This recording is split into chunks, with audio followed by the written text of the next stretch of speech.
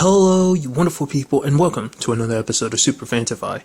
This being a show where I talk about TV shows of the supernatural, fantasy, and or science fictional genre. For today's episode, I'm going to talk about the latest episode of Doctor Who, as well as the latest episode of Class. Like always, if I'm talking about something that you want to listen to, you can always look in the description down below. I include the time when I start talking about each of the respective shows. So, for example, if you don't want to hear what I say about this week's episode of Doctor Who, you can skip to what I had to say about this week's episode of Class. But the first thing we're going to talk about is this week's episode of Doctor Who. A very good episode of Doctor Who that picks up roughly around the time of last week's episode. I feel so bad for Bill, because even when, given this new opportunity, it's not in a simulation that those monk creatures are running and everything, and things with Penny still don't work out, because instead of it being the Pope, it's like one of the secretary of the Secretary General of the UN or whatever pops up, because obviously he's got soldiers and everything with him, with guns and everything, and Penny's just like, okay, so like, can I go home? Because obviously Bill was explaining everything, kind of including the doctor and everything. And obviously it's like, oh, you're having a laugh. You're joking and stuff like, I need to go home now. And it's like, even in the real world, it still didn't work out for Bill. I mean, that's what, the doctor was trying to give her this chance. Like, hey, just do it because, tomorrow we got to deal with this whole situation. Well, apparently, there's like this giant pyramid that just popped up out of nowhere. It's about 5,000 years old, but the fact of the matter is it popped up out of nowhere. And it ends up taking a very interesting spot. It's a spot in the world directly in the middle of like three particular armies are lined up on different sides. One side's Russia, one side's China, and the other's the US. All like differently placed around.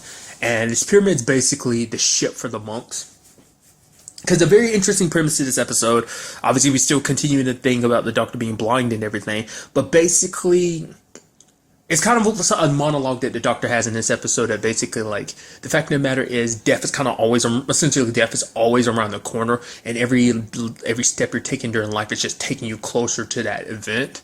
And it just like, basically this episode's about a chain of events leading to things, because basically how they plan on conquering isn't by force, but by giving a helping hand. They're basically like, hey, we basically can read fate, essentially. And it's like, we read these strands within our ship and everything, and it tells us the planet's fate. We know which lines will lead to your destruction.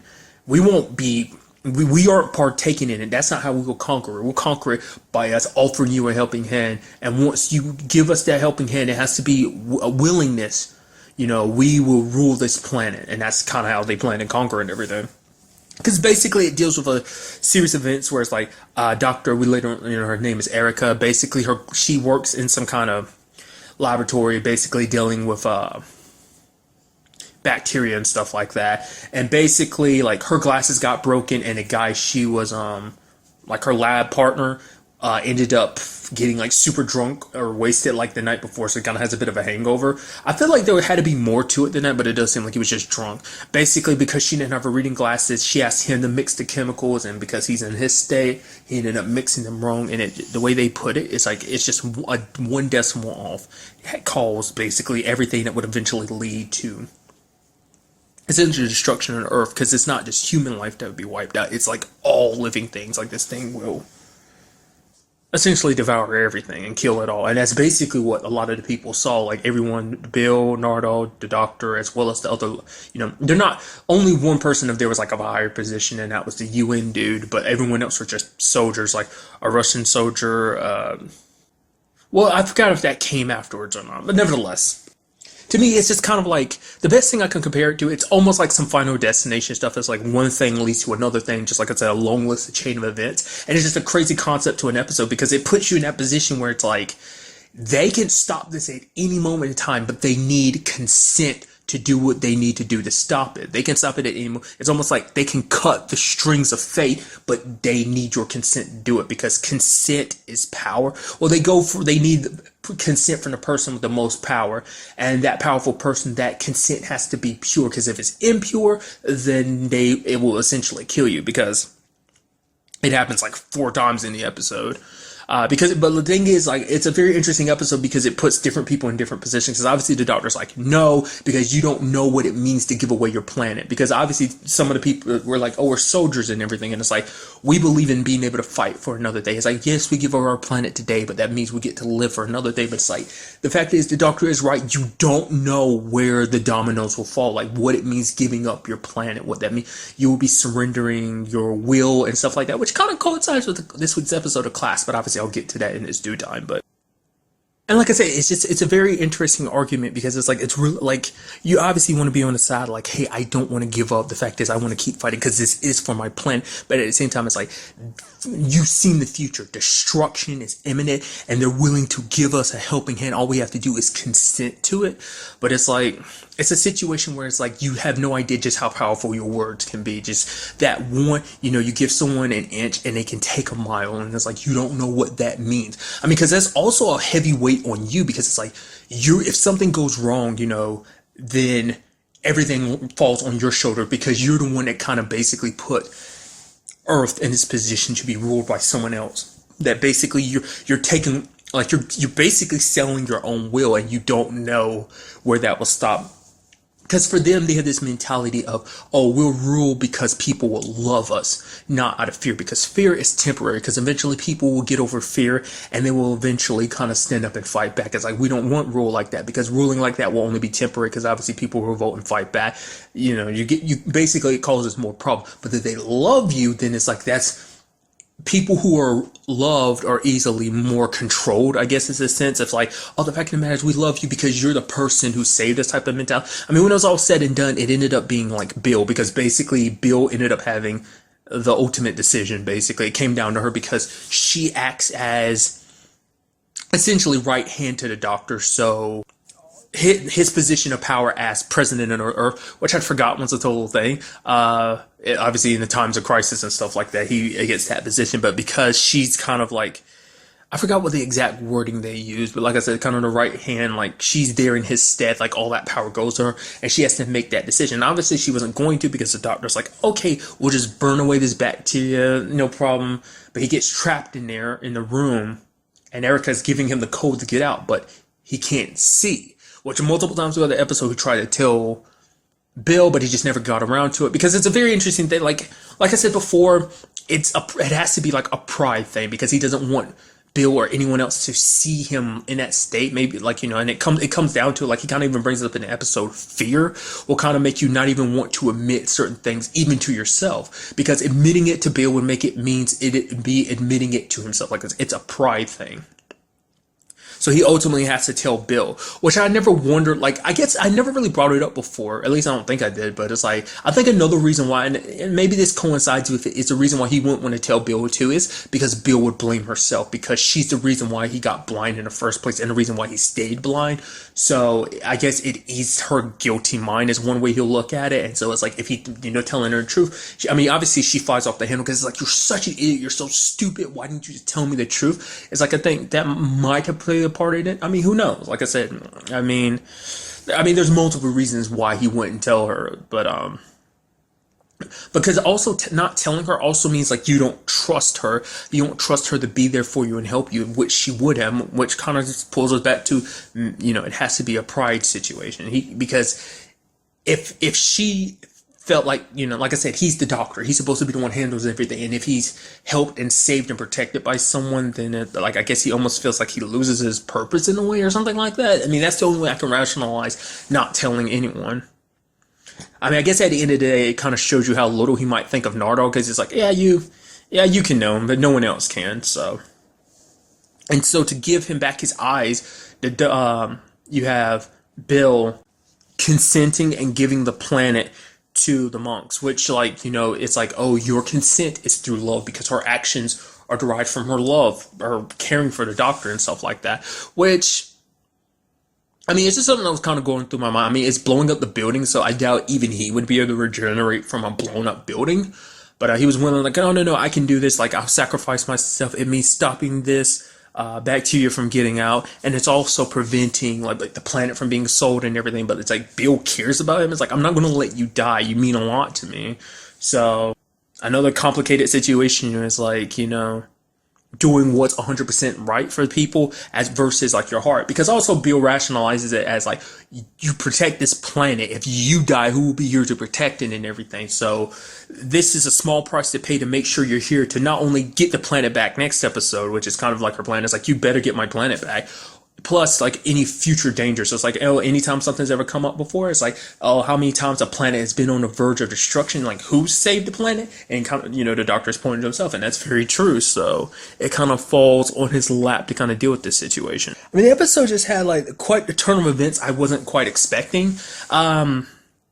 Like I said, because it's an interesting way to conquer. It isn't like directly conquering. It's like, oh, things were always meant to work out like this. We're just here and taking advantage of it. Which I also bring up the fact is that the way they look now is not how they look really. That the fact of the matter is they just take on that form to represent their new environment. I guess it's to represent their future. The reason why they look all like that is, I guess, they're representing the new life of people who no longer, because as we know, like, this bacteria turns people into goo essentially. So maybe that's what they're represented by, like what would be before a human turns completely gooish, what they looking like the way they do.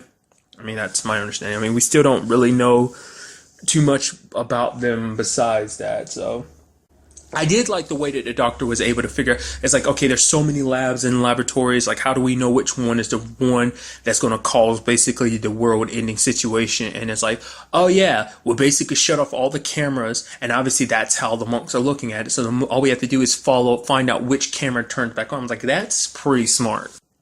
I mean, like, it's like I said, a very interesting turn of events, because I was so certain the only way this situation was going to be rectified was by him regenerating. I felt like that was the only way to fix his eyes, which, it makes me wonder, is that, I mean, maybe that's, the fact is they introduced that as a concept.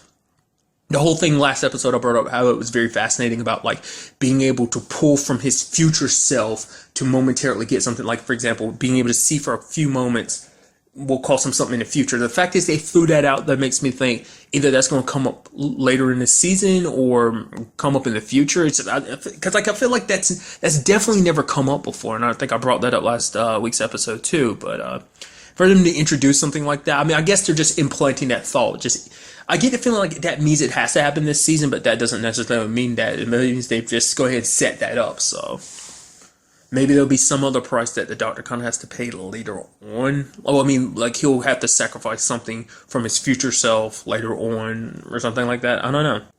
And I was also kind of, I think what was in my mind too was I was halfway expecting him to join forces with, because as we know, Missy is behind the vault. And I was kind of halfway expecting him to join forces with her. I'm guessing that's going to be going forward in the future. So now it's, which it kind of begs the question, why not get her out now? I mean, maybe, there's stipulations and stuff like that. Maybe it's a situation where the doctor will have to travel 1,000 years into the future. Well, whatever time frame is left. I don't know, like, where in the grand scale of things does this whole situation fall? Like, I mean, how long has Missy actually been in there? Like, when did the clock start? Like, obviously, maybe it's a situation that it's kind of like a vault that exists out of time, that no matter where you are, even if he travels, if he leaves it in a certain spot and travels to 1,000 years into the future, maybe but maybe wherever it takes up refuge at that moment, it starts up, or maybe there's like an internal clock that has to go by. So maybe he, can travel 1,000 years into the future, get Missy, and then kind of do that whole situation. And when it's all said and done, like, go back to present day time where she's in the box, still in the box and everything. I mean, my thoughts of it, at least. Which kind of goes back to, like, could you really trust Missy to not do anything bad? I mean, she's never been that trustworthy. The Master Engenders has just never been trustworthy before. It's like, that was your best friend once upon a time, but still hasn't stopped the Master / Missy from just kind of doing very douchey things. Like I said, and also, like, what is it exactly that Missy did that kind of put herself in that position of, like, basically being, on the verge of execution? Like, what did she do that was so bad?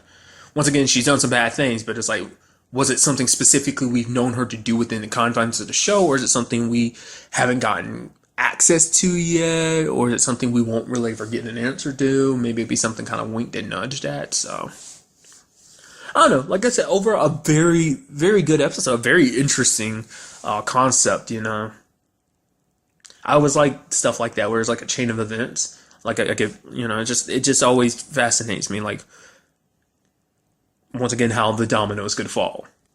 And also, what about Nardo? Because the reason why, like, I mean, he obviously passed out this episode because, I guess because he is human enough to be affected by the bacteria and stuff like that. It doesn't look like it killed him because he isn't, like, obviously he is a little more machine and whatnot. So maybe, but he's human enough for it to affect him, but not outright kill him like it did the one, like it did with Erica's partner in this episode.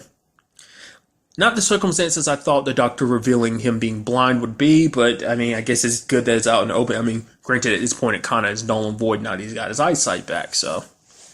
Now we have the doctor at 100% dealing with a very extremely, questionably interesting situation, so. How will the doctor get out of this situation? We would just have to wait till next week to kind of get an answer to that, so.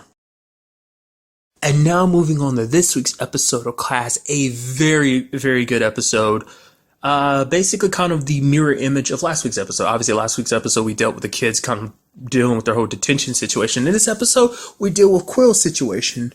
I wasn't expecting us to kind of get a full-blown story to this, but I guess, it's like a chain of events that's like, okay, you gotta find out how we got to where Quill was. And so basically, the headmistress obviously works for the governors and stuff like that. She brings her as well as a guy named Balin, who's basically kind of from a shapeshifter species known as, I think, the Lores is what they're called. I mean, at least their planet is. Very interesting side note. I can never remember their names, but the Zygon is who I was thinking of before. I feel like I've referenced them in this. Or was it recently in Doctor Who? I think when I was referencing Unit, either last episode or episode before that, I was trying like, oh, the aliens they went up against. I couldn't remember the name, but the Zygons. Apparently, he shapeshifted into a Zygon. It's like, best people to kind of disguise yourself at because there's a whole like peace treaty between them and humans and the whole situation. So, well, basically, like this is all about trying to get the thing out of Quill's head, known as an Arn. And also a big part of this episode is belief. Because basically they use a device that basically can take you to it basically is known as kind of a metaphysical engine that basically it takes you to places based on thought and belief. That basically if your belief and thoughts of something are strong enough, then it exists. Because your beliefs are what gives something its existence, like whether you believe in heaven or hell, which playing a part in this episode. But the fact of the matter is, Arn are like these manufactured things, and like even Quill's like, wait, what? These things are made? How? They're not just born, but it's like no, but they have their own thoughts. They dream like anyone else, and they dream of a heaven, kind of a place of their own where they can be born and exist and everything. And that's the first place to go because they need a captured Arn to help kind of like ease the one in Quill's brain. And it bounced from place to place. Obviously, Balin kind of has to face his fear because basically one of the ingredients they need is the blood of his god. So he has to face off against his god, which is like... And Quill ends up bringing up a very interesting subject called basically your first fear. It's what a warrior goes to like every month. Like a warrior without like, and it's something I feel like is true. Like, it's like, across stories and stuff like that. It's like being afraid isn't a bad thing. Being afraid is what keeps you alive because so in her words, it's like, oh, a warrior who doesn't fear will win the battle but will not win the war. Because your fear keeps you on edge, it keeps you sharp, it keeps you wary, it keeps your guard up. And so I guess like the first fear is that fear that every warrior goes back to, that fear that I guess in a sense kind of acts as a motivation. Is kind of how I'm interpreting what a first fear kind of the purpose of it. It's like go back to remember what that fear was, that and remember kind of face it and to stand up, and that's what gives you the strength and courage to do what you're doing now or go against anything you have to face. So in his case, it was facing off against his god, because basically the world is kind of like hell. Basically, the way the headmistress kind of puts it, it's like, oh yeah, it's kind of basically like translated to roughly speaking hell. But Quill kind of had to help him because the mistress didn't think about it because she's like, okay, go and do it. She's like, you do realize I can't fight. She's like, right. It's like you're so smart, you have all this planned out and everything, yet you look over the one key component to this whole operation. It's like, oh yeah, I need Quill to kill, but she can't. She can only fight, when there's situations to protect Charlie, which Charlie's not in this particular situation, which is like, I always thought that was kind of interesting. Like, thinking about it now, like why the Arn didn't really go off during Charlie's whole situation. I guess it's because it was like a blocked off space. So maybe the signal never quite reached the Arn. Or maybe because they were never really in any, even then it was like they were never in any danger. I think that's something, yeah, because that's what they brought up last episode of why Quill never really came, because it's like they were never really in any danger because they're locked in a kind of locked off space. And it's like you can be safe from that because it's not like you can starve or die. Like you would just be kind of trapped there for all eternity type of situation. So I was like, okay, they're kind of protected in that sense. So, but for Quill, it also had to mean battling her own beliefs, because that's what this whole situation is about, is kind of believing. And in this particular case, they end up having, because basically they want a Quill brain so they can test out the surgery and everything, because his people, like Balin, it like was frozen, basically trapped in between shifting. It's kind of, because basically when he got here, he was looking for people. His planet was invaded. His people scattered. He came to Earth looking for people, didn't find them, and he came across the family, ended up killing them. The governors basically found him first, and basically he kind of got locked mid-shift. And basically his whole thing was about helping get him unfrozen, because there's only one thing that can help him unfreeze, and it's the blood of his God. It's not enough. Like the blood they ended up getting wasn't enough to completely unfreeze him, but make it so that he can unfreeze his hands long enough to do the surgery and stuff like that. Which, might I add, that surgery was, that was pretty rough. Seeing, like, I was like, and seeing the blade like tip over her eye like that, Quill's eye like that. I was like, and he stabs it in and just kind of like pulls the arm to the surface, but it wasn't enough. And it's like, okay, get it out, because it's poking its head through, and I'm just like, if you don't know this about me, I can't handle, like, when it's like head stuff like that, I can't handle it. It's just like makes my skin crawl, and it's like its head is poking out her eyes, and Balin grabs it and rips it out, and like her eye is mad messed up. I was like, oh God. It's like, wait, I was like, how did you fix it, babe? I was like, but no, she has like the wicked scar and everything, which we see it now, but it's like her whole entire eye is messed up. Basically, he uses the blood from his god and puts it on her eye. Basically, it allows him to manipulate her skin, and he was able to kind of grow her eye back. But because besides just a physical scar and everything, this was also an experience about dealing with the fact is that she ended up meeting her god. There's basically a goddess that was sealed away in the underworld.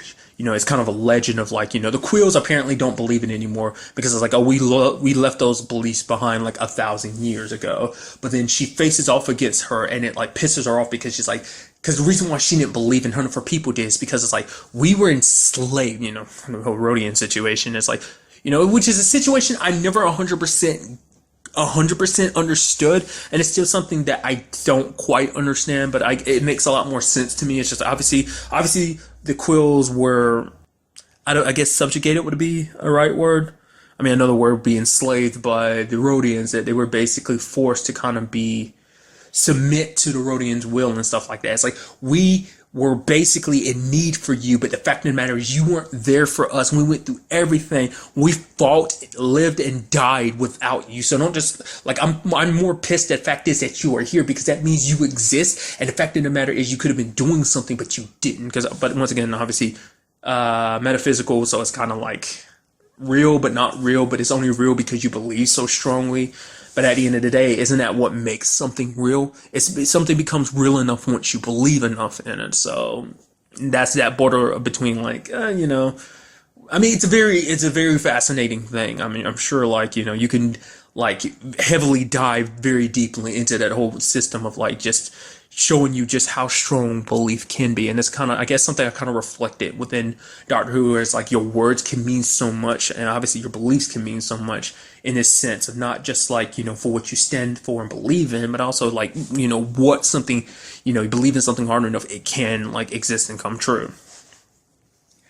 But her god was about to say something to her, but then Balin attacked and killed her, and she's like, what the hell are you doing? It was about, who knows what it was going to say to me. And he's like, the fact of the matter is, you are who you are now. basically talking to your God would unravel everything that you've ever thought, you've ever believed. Your entire universe would change. And it's like, that's so, like I said, it's so interesting. It kind of gets you thinking. It's like, that's so interesting because basically who you are now is shaped by, like, who she is now is shaped by the fact that she never believed in a goddess. And if you let this goddess start talking to you, getting inside of your head, you'll start believing in even more, and that'll change you. And you won't, your beliefs and everything are who you are. Like, obviously, yes, you can have your beliefs change over time, but it's like, when you've let that belief be so much of who you are, you know, whether it's a good thing or a bad thing, once you kind of let your beliefs are what kind of set you into be who you are, and once you've let those be so easily, once not easily, but once those are changed, like they kind of act as kind of the foundation of who you are, and once that starts crumbling, everything else about you crumbles. So how are you who you were anymore? You know, she's not Quill the tough warrior anymore. It's like, who's to say she won't end up being a completely different person because of this one thing? And it might seem insignificant,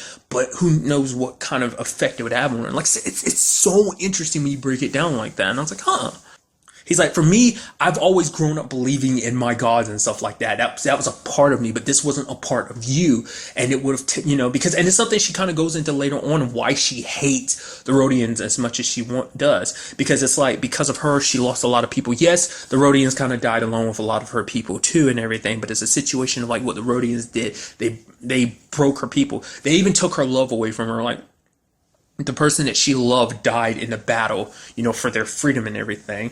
It's like that person she cared about died. She also lost her will, and what makes her more miserable about it, and I thought that was very fascinating, is the fact is that she accepted it. They made me be okay with it. Like, yeah, this is my fate. I can do nothing. I can't change anything about it. Because that was kind of a thing that the headmistress kind of brought up in this episode too, is like, the reason why this thing hadn't killed her is like, the fact of the matter is you want it out of your head, right? But the reason why it hasn't killed you is because it's never even bothered kind of tingling or anything. It's because for you, you've never believed it could be done, because, you know, that's the thing. Like, there's no way, you know, it's always been known that there's no way to get it out of your head once it's there. And because she believed that, the arm was like, oh, I don't have to worry about it, because she doesn't believe there's a way to, but, you know, once again, the strength of belief, the moment she started believing, the more it started put up a fight. It's like, oh, she actually believes this can actually happen, that there's a possible way to get me out of her head. It's like, I gotta scramble, I gotta hurt her and put her in her place type of situation. So, but the situation is like, you know, for Quill, she doesn't have anyone to take her rage out on, because all the Rhodians she could get her revenge on are all gone. So it's like she's left with that anger and revenge.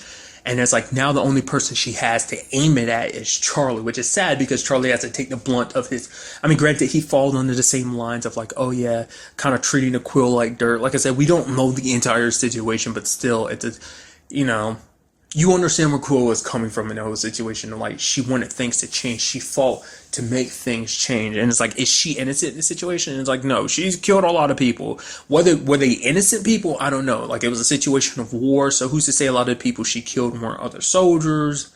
Maybe there were some innocent people. It's just, you know, it's kind of a situation itself. Like, you fight for what you believe in, right?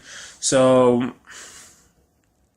I just feel bad because it's like I said, you understand where she's coming from, but it's sad that Charlie has to take on the weight of something that is, even though he's a prince, it's something that was beyond him. But still, because he is a prince, it falls on him. And not just because he's a prince, also because he's a Rhodian. Like, you know, it doubles down upon him with every little thing, for being a Rhodian, for being a prince, for being the last of your people, being the only person I can hate and harbor these feelings towards. So, but obviously, like, you have Balin and Quill getting close and everything, like very intimately close. Sadly, that's short-lived when basically the governors have basically set up, so it's like, yeah, there's only enough power for one of you to get off of this planet. Basically telling Balin, it's like, oh yeah, you have a niece here on the planet, or hey Quill, the fact of the matter is, you know, now that you have your free will, you can get your revenge. So which is it? Does Balin want his niece more, or do you want your revenge more? Because now you can force Charlie to use you can use the Captain of Souls, which apparently they were inside of. Which they had a line, he's like, wait, Balin's like, wait, we're in a cabinet? She's like, yeah, it's bigger on the inside. I was like, wink, wink, nudge, nudge. TARDIS reference, you know, or at least wink, wink to nudge, nudge to the, you got what I meant. I don't know. I like little things like, I mean, That's my way of interpreting. Like, obviously, since this is connected to Doctor Who and everything, that's like my mind immediately goes there. But also, I mean, it's sad that they had to fight and everything because obviously they have feelings for each other and everything. But it's like, yeah, but the fact of the matter is, if you're not fighting for family, then what was the point of you fighting at all? Like, that's got to be the main motivation. So it's like, I mean, technically they're both fighting for family. She's fighting for her family, the family that no longer exists. You know, fighting for the opportunity to use the Cabinet of Souls as a means of wiping out the Shadow King, the people that killed her people. And for him, it's about a potential niece that may or may not exist. Which, in question, it's hard to say whether that niece really existed. I doubt it. I guess we'll find out in the next episode whether that's true or not. But it's a situation where it's like they brought up before. It's like the fact of the matter is like the governors have kind of got it checked. It's like, oh yeah, there's this and there's that. There's you know, before they brought up the whole like, oh, there's a chance of you doing this, doing that. Like I've kind of brought up, I've talked about before, and now it's like, which way did their ideas in this situation go? You know, were they betting on Quill? Were they betting on Balin? And it's like the headmistress was kind of acting like she didn't want to do it, like because for her, this whole situation was beyond her control because like she's like, I mean, obviously this whole mission and everything she volunteered for, which the fact of the matter is I started thinking like, are you kind of lying about your position? The fact of the matter is I was like, are you actually kind of top dog amongst the governors, but you're pretending like you're just some lower ranked member or something? That's the feeling I got. Maybe she's not, maybe she really is a lower ranked member, but it's like, she's like, oh, the governors kind of made the decision. I'm like, oh yeah, you guys have to fight and everything. I mean, because personally, the governors never really cared about helping Quill, which begs the question, why does the headmistress? I guess it's because she can, like, once again, I mean, it doesn't seem like they'll necessarily go through the trouble of being like, oh, we're going to take control of you now. Like, I was possibly thinking, like, oh, you don't know what the price will be for them helping you type of situation. But it's like, at the very least, if she's free, they'll have easier access to it. Like, they could easily have a warrior on their side. What that means going forward, I mean, who's to say, but sadly, it ended up with her and Balin fighting and everything, but Balin ended up dying because the gun he fired, like he was going to pull the trigger on her, but it backfired and ended up killing him, so. And basically time works a little differently in this space, so that's why her hair had grown out long like that. So obviously she escapes the Cabinet of Souls. Because for her, it's like, screw you guys. She's inside the cabinet. It's like, screw every one of you. It's like, oh, here you are trying to feel pity for me. You're still looking down upon me. The fact of the matter is, I'm done. I've broken free of you. I will do what I want. Like, my will is no longer yours. My will, it's mine again. And obviously, we pick up where the last week's episode was, and with her coming to save them. Obviously, the kids kind of in position they are kind of pissed at each other. And Quill is like, yeah, things are going to change around here. And then she passes out, and then they proceed to show a shot of her stomach, and it's like, oh, she's pregnant. Obviously, most likely Balin's, which is kind of like super sad when you think about it, because it's like, yeah, that baby's dad is dead. And Quill's a mom now. Which kind of puts Charlie in an interesting position because it makes you wonder, like, I'm sure, it makes you wonder what Charlie have done. And, like, obviously he's pointing the gun at her and everything, like, whoa, you know, him and Mateus are looking, it's like, whoa, that's not what I think, holy crap. Which is like, if she wasn't pregnant, would he have pulled the trigger or something? I mean, I don't think Charlie's much of a fighter, let alone a killer, but knowing that she's in a position that she's in now, that she can do whatever she wants to, that she no longer is obligated to protect him, and nor will she, would he have pulled the trigger? I don't know. Like I said, a very interesting episode from beginning to end. Do note that next week's episode is the season finale, or, you know, in the British-wise series finale, series 1 finale, to kind of properly phrase it. So I'm very interested to see what goes down in the next episode. I mean, obviously, like I kind of brought up last week, you know, where does everyone go from here? Because obviously the relationships between everyone, you know, is broken. Ram, Tanya, and Alice are just kind of at each other's throats. I said Alice, I meant April, sorry. Are kind of at each other's throats now, so not on the best of terms. The bonds that they were kind of building are now broken now. So it's like, how do you go about repairing those? And you know, things are just super weird and awkward, and this whole development with Quill being pregnant. What does this mean for Quill and the governors going forward now? Because it's like, yeah, the man I was kind of having feelings for, yeah, that he saved my life, and it's like, we didn't want to fight, but we had no choice. You put us in that position, like, what does that mean going forward? So, Will this be a situation where it's we'll kind of give a middle finger to the governors by like some situation goes down next episode? Because it seems like from the glimpses I caught of the preview, it seems like the Shadow Kin might be obviously in the next episode, because it's probably going to be all about Quinn making that choice of like, oh, I'm free now, so Charlie, you better use that Cabinet of Souls to. I mean, what if we end up finding out she's actually the hero that's supposed to, from the legend and everything? That's what I was kind of thinking before, but I was like. I mean, we'll kind of see about that, but it's like it'd be kind of almost like justifiable if it's like the governors were all wiped out in this particular situation, because it's like you kind of played and manipulated people in these positions. It's like, I mean, because the headmistress made sure that she got out of this particular situation, leaving on hologram and everything, kind of manipulating them, making them think that they were back at the school when it's just kind of a hologram. Because basically, it's like, oh yeah, because it'd be overwhelming if Quill had known immediately, like, oh, I'm, the closest thing to Rhodian soil is within the Cabinet of Souls, and it's like, oh, would have been a little overwhelming and stuff like that, yada, yada, yada, you're just doing your own manipulating thing. So, like I say, what makes it matters worse is, like, she pretends, like, it's hard to say whether she genuinely felt bad about what she was doing / making them do, or whether, like I said, it comes down to whether or not she's at the top of the food chain or not, which I kind of get the feeling she is, but maybe she isn't. So like I said, we'll see what goes down in the next episode. And final note, like, it's something I thought of, I haven't brought it up before. I think I've brought it up, like, I really liked the intro, not just, the, like, design of it, like, just thematically how it looks and everything, but also like the music for it. If you're actually ever curious, because they probably say this in the credits, but I never really watch credits and stuff like that.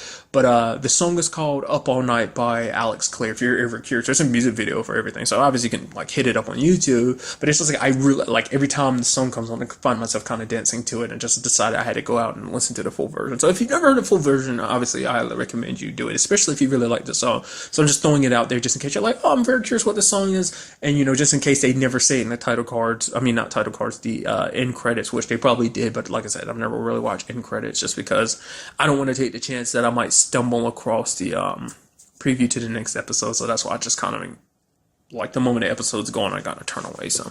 But really, that's all I want to talk about in this episode. Till the next time we meet, be happy, be safe, live life to the fullest, and enjoy it. Good day, and goodbye.